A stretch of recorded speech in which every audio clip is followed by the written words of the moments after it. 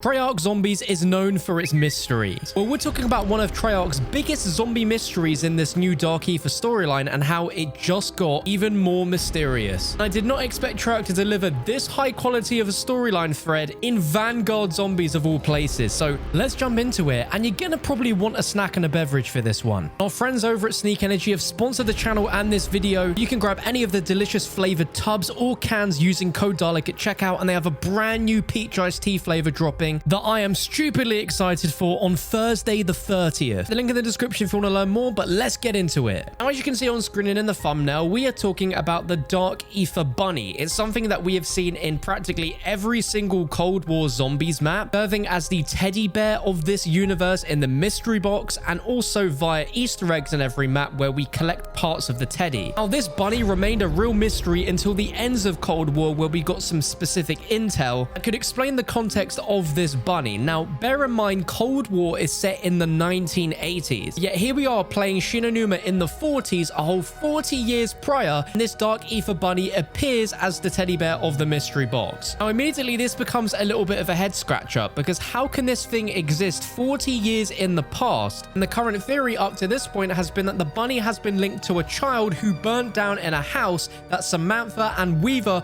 could not save in time. In another intel, they stated that the little boy's name was Samuel, and that Samantha had a feeling that this would come back to haunt her and Weaver. Many of us believe the whole plot point of the director in Cold War and using Samantha and Weaver as pawns essentially was to initiate this operation called Operation Janus, which we have zero context on what it is, but we believe the operation could be to try and get his son back. Whilst this is all happening, we got an intel scrap of a burnt piece of paper showing the bunny, hand drawn by someone who seems pretty young, with a load of writing saying that Mr. Peaks keeps them safe in the dark place, along with the fact that Mr. Peaks is always watching, that they're his best friend, they like to play hide and seek. Many of us came to the conclusion that Samuel, Richtofen's child, is still alive in the Dark Aether, being kept alive by Mr. Peaks. Some might also conclude that the child might have the ability to control Mr. Peaks or use Mr. Peaks to communicate. But with all of that in mind, how can we go 40 years in the past where this child was not born, did not exist, but the bunny does exist? At the same time that multiple Dark Aether entities exist, with Cortifex being a ruler but also part of a royal bloodline. So how does this bunny exist? Well, we learn at the very end of the Shinonuma Easter egg that Cortifex and Syraxis were married, both born of the royal bloodline. Now, due to Cortifex's clan historically murdering their parents, he was opposed to having an heir. That did not stop him from having a child with Syraxis, but he responded with extreme cruelty, forcing her to wear the mask of the Sisters of Agony and wiping all memories of her past, as well as seemingly killing their own child. Now, it's very important that in the cutscene we don't know the fate of their child. Syraxis just says what he did to our child, so it makes it sound like the child is no longer alive. As pointed out by Kaljitsu over on Twitter, an absolute mad lad in the Call of Duty Zombies storyline community, suggesting that because Cortifex has the ability to transform the physical makeup of a living being into something else, he did the same thing to his unwanted child. Now, it sounds quite crazy, but Cortifex does have the ability to transform the physical makeup of a living being into something else,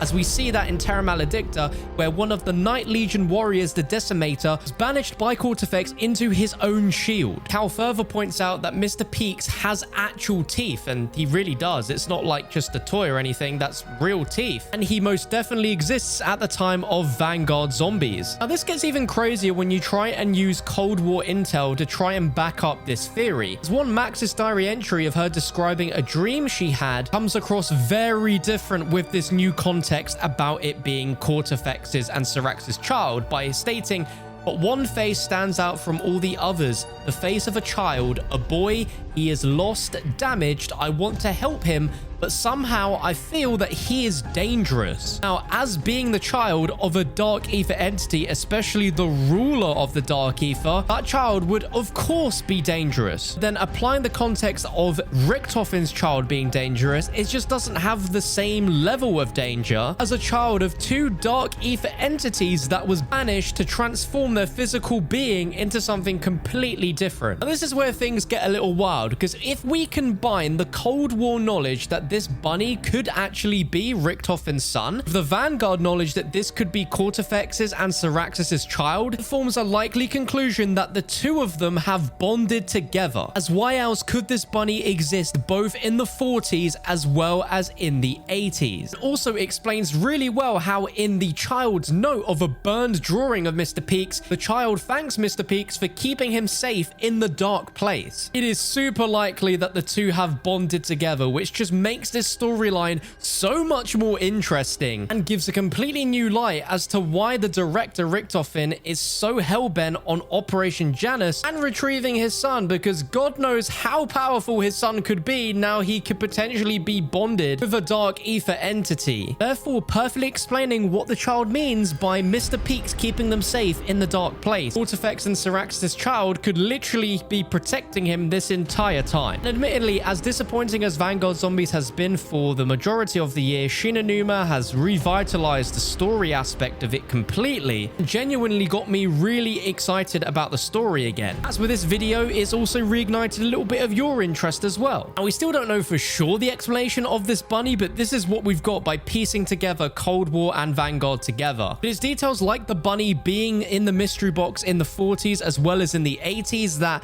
I don't think a lot of people would even really think about, but just has a whole world of interesting stuff to it. Do let me know your thoughts on this in the comments below if you agree or if you have some other theories and suggestions. And whilst you're down there, open up the description and go drop Kaljitsu a follow on Twitter if you love zombie storyline, as he will not disappoint you. Check out another video of mine on your screen right now. Click it. I'll be with you in just a moment.